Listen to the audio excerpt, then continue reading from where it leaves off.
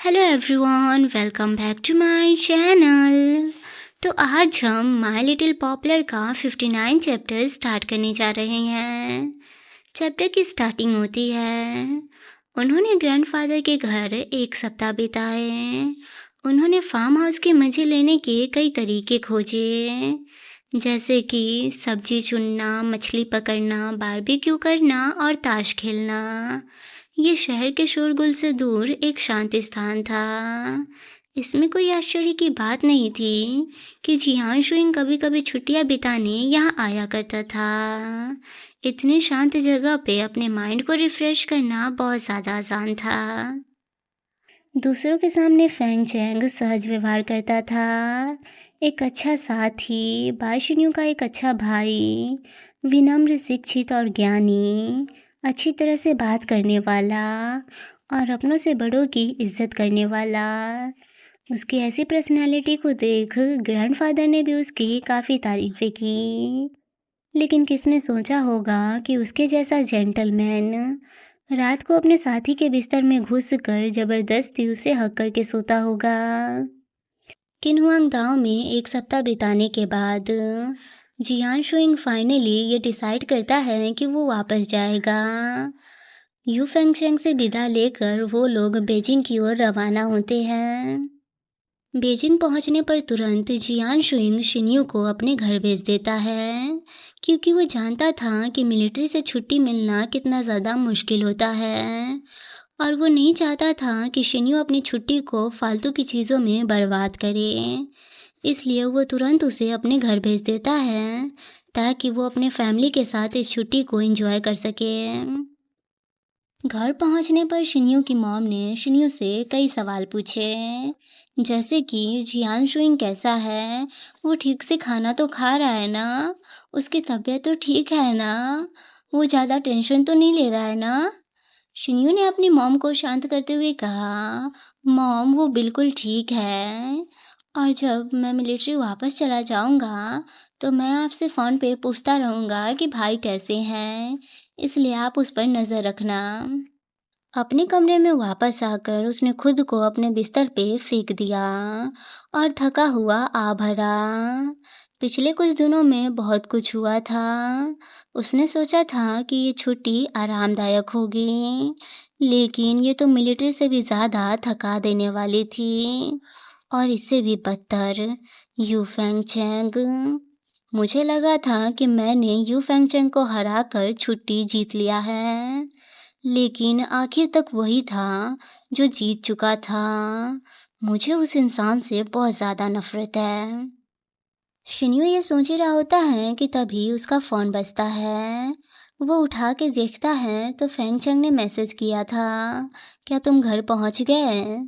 Shinyuu message seen करके भी ignore कर देता है। थोड़ी देर बाद फ़ोन फिर से बजता है। इस बार फेंगचेंग ने उसे एक फ़ोटो भेजा होता है। शिन्यू घबराते हुए उस फ़ोटो को खोलकर देखता है। वो देखता है कि उसके बाल बिखरे हुए हैं, उसके कपड़े अस्त-व्यस्त हैं और उसके मुंह से लार टपक रही है। तभी फेंगचेंग उसे मैसेज करता है कि तुम्हें ये फ़ोटो कैसी लगी? तुम इसमें बहुत ज़्यादा हॉट लग रहे हो। शिन्यू उसे कोसते हुए तुरंत उस नंबर पे कॉल करता है। जैसे ही फेंगचेंग कॉल पिकअप करता है तो शिन्यू चिल्लाते हुए बोलता है, हे भगवान यू फेंगचेंग, तुमने मेरे हैंडसम फेस के साथ क्या किया है? क्या तुम मरना चाहते हो?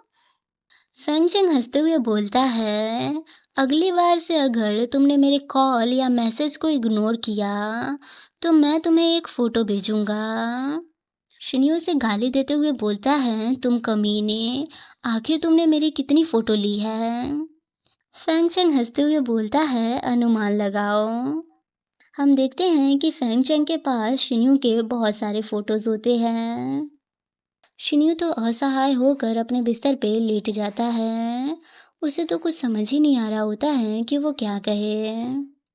तभी यू फेंगचेंग बोलता है, तुम्हारी छुट्टी में एक सप्ताह बाकी है। एक सप्ताह तक अच्छे से बिहेव करो और अपने मॉम डैड के साथ घर पर रहो। अगर मुझे पता चला कि तुम बाहर जाकर मौज मस्ती कर रहे हो तो देख लेना मैं क्या करता हूँ। ये सुनकर शिन्यू कोल्ड वॉइस में कहता है, इससे तुम्हारा कोई लेना देना नहीं है, तो अपने काम से काम रखो। मेरे काम में दखल अंदाजी करने की ज़रूरत नहीं है। तो फैंग चेंग गंभीरता से मुस्कुराते हुए कहता है, जब हम मिलिट्री वापस जाएंगे तो मैं देखूंगा क्या फिर से तुम ये कहने की हिम्मत करते हो। शिन्यू मन ही मन उसे कोसते हुए सोचता है, अगर यू फेंगचेंग मुझे कुछ ना बोलता फिर भी मेरा बाहर जाने का कोई इरादा नहीं था, क्योंकि मैं जानता हूँ कि मेरे कुछ दोस्त बहुत ज़्यादा कमीने हैं। अगर मैं उनसे मिलने जाऊँ तो वो मुझे बस टीज़ करेंगे। लेकिन इनके अलावा मेरे बचपन का दोस्त जूजिंग, वो अभी भी मेरे टच में है। तो मैं उससे पूछता हूँ कि क्या वो मुझसे मिलने आएगा। शिन्यू जूजिंग को मैसेज करता है कि मैं छुट्टी पर हूँ, क्या तुम मुझसे मिलने आओगे। तो जूजिंग बोलता है ठीक है, हम कल मिलते हैं। अगले दिन जूजिंग शिन्यू से मिलने आता है। वो शिन्यू को देखकर कहता है, शिन्यू क्या ये तुम हो? तुम तो पूरी तरह से बदल चुके हो। तुम्हारी वजह से तो मेरे डैड ने भी मुझे मिलिट्री भेजने की कोशिश की। मैं तो इतना ज़्यादा डर गया था कि मैं उनके कंपनी में जाकर काम करने लगा। शिन्यू बोलता है, अच्छी बात है कि तुम अपने डैड के काम में हाथ बटा रहे हो। तुम्हें अपने लाइफ में सीरियस हो जाना चाहिए। देखो मैं अपने लाइफ में सीरियस हो चुका हूँ। शिन्यू को ऐसे बात करते देख जूजिंग कहता है, शिन्यू मुझे तुम्हें ऐसे देखने की आदत नहीं है, तो प्लीज़ नॉर्मल हो जाओ। लेकिन तुम सही बोल रहे हो, हमें अपने लाइफ में सीरियस हो जाना चाहिए। मैं अब कड़ी मेहनत करूँगा और सभी चीज़ों को सही से सीखूँगा। जब तुम अगली बार आओगे तो देख लेना मैं क्या से क्या बन गया होऊंगा। शिन्यू बोलता है ठीक है, मैं भी देखूँगा कि तुम क्या करते हो। जूजिंग तो नशे में पूरी तरह से टल्ली हो चुका होता है। उससे तो सीधा चला भी नहीं जा रहा होता है, और तो और उसका सर भी घूम रहा होता है। फिर भी वो कहता है, शिन्यू चलो, आज तुम्हारे वापस आने की खुशी में हम लोग एंजॉय करते हैं। हमारे सारे दोस्त तुम्हारा बार में इंतज़ार कर रहे हैं। आज हम लोग तब तक पिएंगे जब तक कि हम पूरी तरह से टल्ली ना हो जाए। शिन्यू कहता है नहीं, मैं नहीं जाऊंगा। जूजिंग मुंह बना के बोलता है, क्या तुम नहीं जाओगे? अब जब तुम सफल हो गए हो तो तुम अपने दोस्तों के साथ भी नहीं घूमोगे। तुम्हें क्या लगता है हम तुम्हें ऐसे ही छोड़ देंगे? शिन्यू बोलता है ठीक है मैं चलूँगा। और उसी वक्त फैंग चेंग शिन्यू को कॉल कर रहा होता है, लेकिन शिन्यू कॉल नहीं उठा पाता। या ये कह लें कि वो अपने दोस्त को संभालने में बिज़ी होता है, इसलिए उसका ध्यान नहीं जाता। और शिन्यू को इस तरह से कॉल ना उठाते देख फैंग चेंग बोलता है, बाय शिन्यू, तुमने मेरी बातों को एक कान से सुनकर दूसरे कान से बाहर निकाल दिया, है ना? आगे हमें सीधे बार का सीन दिखाया जाता है। शिन्यू के दोस्तों ने शिन्यू को पिला पिला कर नशे में चूर कर दिया होता है।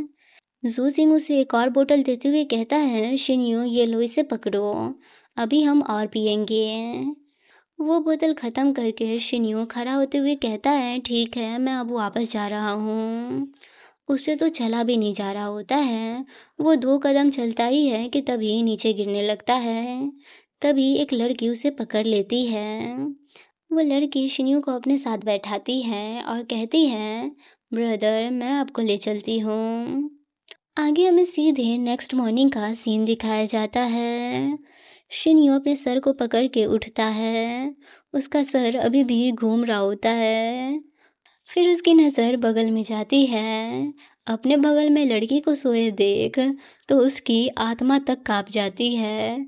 वो मन में बोलता है, क्या ये क्या चल रहा है? मुझे नहीं याद कि मैं किसी होटल में आया था। मैं तो अपने दोस्तों के साथ था। आखिर ये सब चल क्या रहा है? फिर उसे सीधे फेंगचेंग की याद आती है और वो मन में बोलता है, अब तो सब खत्म हो गया। अगर उसे पता चल गया तो मेरा क्या होगा? वो कपड़े पहनने के लिए बेड से नीचे उतर रहा होता है कि तभी वो लड़की बोलती है, क्या टाइम हो रहा है? शिन्यू कहता है, मुझे क्या पता, मैं तो खुद अभी उठ रहा हूँ। हैंगओवर की वजह से अभी भी मेरा सर बहुत ज़्यादा दर्द कर रहा है। वो लड़की कहती है, नशे में सच में तुम बहाना मत बनाओ। क्या कल रात तुम बहुत ज़्यादा एक्साइटेड नहीं थे? शिन्यू अपने कपड़े पहनते हुए कहता है, तुम मेरी ताकत की तारीफ कर रही हो, है ना? और वो मन में सोच रहा होता है कि कल रात मैं बहुत ज़्यादा नशे में था और उतने नशे में रहते हुए उस तरह की एक्सरसाइज करना, ये तो मुमकिन ही नहीं है। मैं यकीन के साथ कह सकता हूँ कि मैंने उसके साथ कुछ नहीं किया, लेकिन जब हम एक ही बिस्तर में थे तो मैं इसे मना भी नहीं कर सकता। अगर मैं इसे इनकार करूँगा तो वो हंगामा खड़ा कर देगी, जिससे मेरी फैमिली को प्रॉब्लम हो सकती है। वो लड़की कहती है, मुझे एक बैग पसंद आई है तो बस उसे खरीद दो। शिन्यू कहता है, ठीक है चलो। शिन्यू अपना फ़ोन चेक करता है तो फेंग चेंग के 10 मिस कॉल आए होते हैं। शिन्यू उस लड़की से कहता है कि मैं कॉल करके आता हूँ, तो वो लड़की कहती है, ठीक है। शिन्यू फेंग चेंग को कॉल करता है तो फेंग चेंग कॉल पिकअप करके कहता है, कल रात तुम क्या कर रहे थे?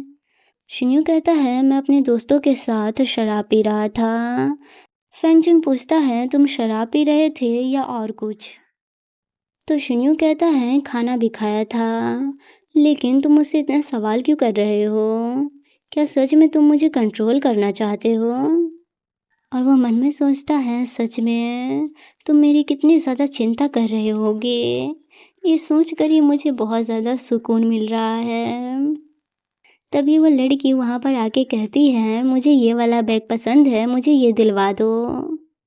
शिन्यू और फेंग चेंग एक दूसरे से कॉल पे बात कर रहे होते हैं। तभी वो लड़की शिन्यू के करीब आकर कहती है, मुझे ये वाला बैग पसंद है, ये दिलवा दो। एक लड़की की आवाज़ सुनकर फेंग चेंग कोल्ड वॉइस में शिन्यू से पूछता है, तुम किसके साथ हो? शिन्यू घबराते हुए उस लड़की को चुप रहने का इशारा करता है और उससे थोड़ी दूर जाकर बोलता है, तुम्हारा मतलब क्या है? मैं किसी के साथ नहीं हूँ। मैं तो बस अपनी मॉम के लिए एक गिफ्ट खरीदने आया था।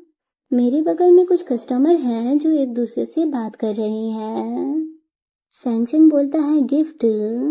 शिन्यू बोलता है, हाँ गिफ्ट।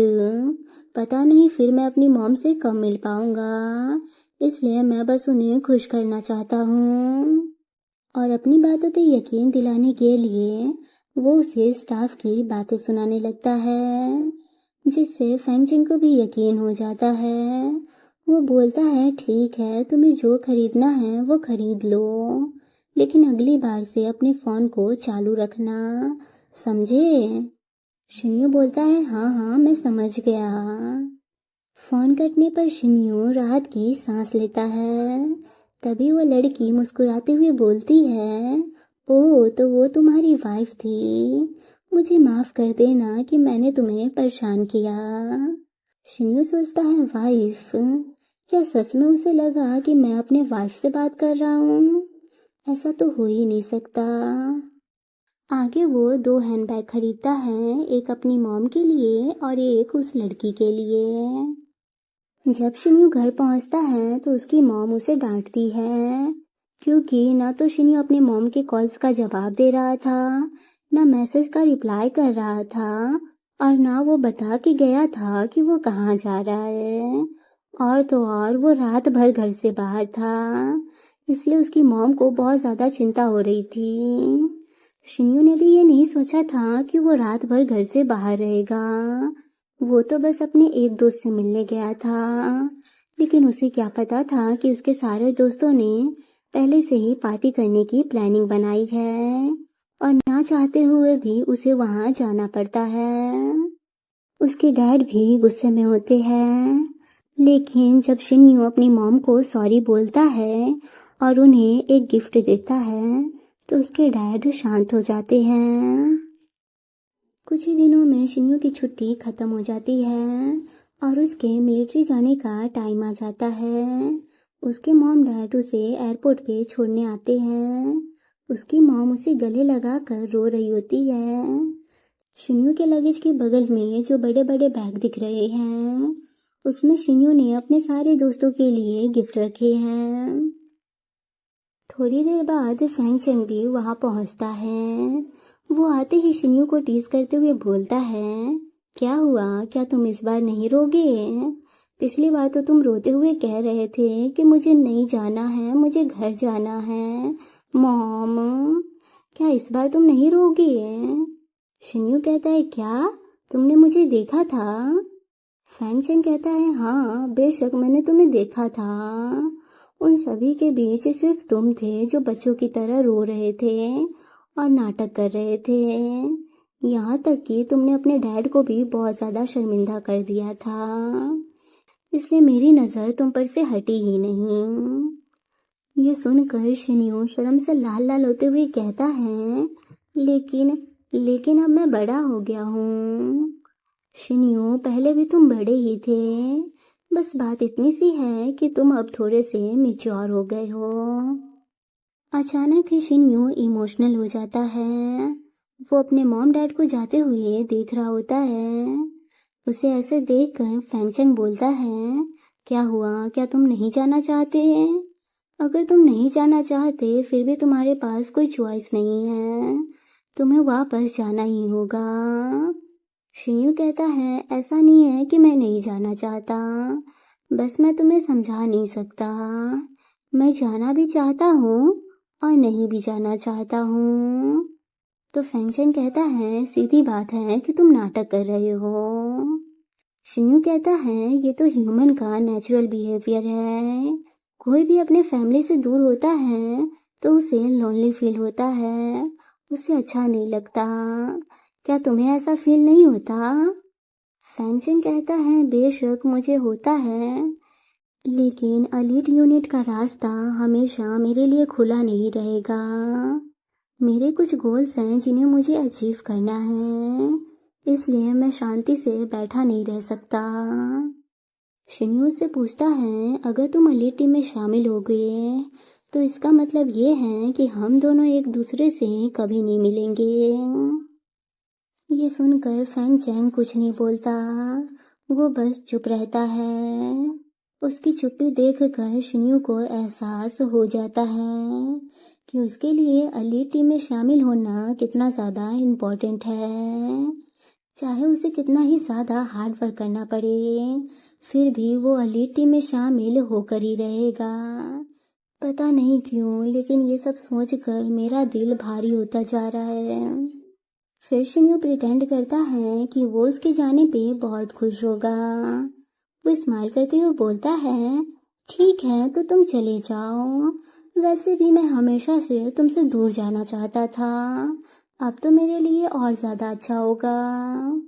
फैंग चेंग तो सीरियस एक्सप्रेशन के साथ बोलता है, हाँ मैं तो एलीट टीम में शामिल होकर रहूँगा, चाहे मुझे जो करना पड़े। ये सुनकर तो शिन्यू और ज़्यादा सैड हो जाता है। वो मन में सोचता है, सच में अब मैं फैंग चेंग से दूर नहीं रह सकता। जब मैं ये सोचता हूँ कि मैं उसे कभी नहीं देख पाऊँगा तो मेरा दिल बहुत ज़्यादा भारी हो जाता है। ये सीन यहीं पे कट होता है। आगे हमें बेस का सीन दिखाया जाता है। शिन्यू और फैंग चेंग दोनों ही बेस पर पहुंच चुके होते हैं। जैसे ही वो बेस के अंदर जाते हैं तो शिन्यू के सारे दोस्त शिन्यू को वहां पे लेने आते हैं। सबसे पहले कियांदू बोलता है, शिन्यू फाइनली तुम वापस आ गए, मैंने तुम्हें बहुत मिस किया। शिन्यू कहता है, हाँ मुझे पता है, तुमने मुझे मिस नहीं किया, तुमने तो अपने स्नैक्स को मिस किया। चिंता मत करो, मैं बहुत सारे लाया हूँ। फैंग चेंग चुपचाप खड़ा होकर शिन्यू को देख रहा होता है।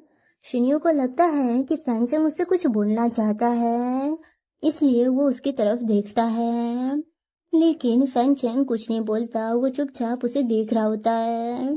इसलिए शिन्यू फिर से अपने दोस्तों के साथ बिजी हो जाता है और फैंग चेंग वहां से जाने लगता है। वो सबसे पहले कियांदू को उसके स्नैक्स देता है, जिसे लेकर कियान खुशी से पागल होते हुए कहता है, ओ शिन्यू, तुम मेरे सबसे अच्छे भाई हो। शिन्यू कहता है, हाँ, बस अभी के लिए। फिर वो अपने बैग से सारे गिफ्ट बाहर निकालता है और सभी को देने लगता है। वांग वांग को वो 2 पैकेट सिगरेट देता है और फेंग डोंगियान को उसके किताब और लीडर वू को हीट पैक्स। सभी लोग शिन्यू को थैंक यू बोलते हैं। शिन्यू अभी भी कुछ लोगों को कुछ चीजें दे रहा होता है। तभी वांग वांग उसे बताता है कि लीडर चैन तुम्हें ढूंढ रहे हैं। ये सुनकर शिन्यू तुरंत लीडर चैन के पास जाता है। लीडर चैन कहते हैं, मैंने तुम्हारे फॉर्म को फिलअप कर दिया है, बस तुम इस पर साइन कर दो और मेरे साथ चलो। शिन्यू कहता है, इतनी जल्दी?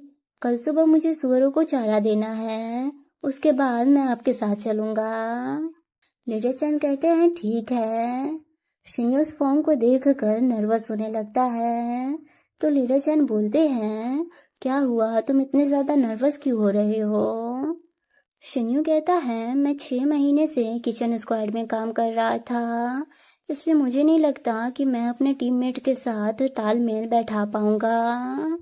तो लीडर चैन मुस्कुराते हुए बोलते हैं, कोई बात नहीं, तुम्हें इसकी भी आदत हो जाएगी, जैसे कि तुम्हें किचन स्क्वाड की हो गई थी। शिन्यू कहता है, हाँ, मैं अपनी पूरी कोशिश करूंगा। आगे शिन्यू लीडर चैन को एक गिफ्ट देता है। उस गिफ्ट को देखकर लीडर चैन कहते हैं, मुझे अच्छा लगा कि तुमने मेरे बारे में सोचा, लेकिन मैं इस गिफ्ट को एक्सेप्ट नहीं कर सकता, और उससे भी बड़ी बात, अगर ये महंगी हुई तो बिल्कुल ही नहीं। शिन्यू कहता है, लीडर चैन, ये गिफ्ट बिल्कुल भी महंगी नहीं है, बस एक बार आप बॉक्स खोलकर तो देखो। शिन्यू की बात सुनकर लीडर चैन उस बॉक्स को खोलकर देखते हैं, तो उसमें एक पेन होता है। लीडर चैन बोलते हैं, एक पेन? तो ठीक है, मैं इसे एक्सेप्ट करता हूँ, लेकिन अगली बार से तुम्हें मेरे लिए गिफ्ट लाने की ज़रूरत नहीं है, समझे? इससे लोगों में गलत फहमी हो सकती है। शिन्यू बोलता है, ठीक है।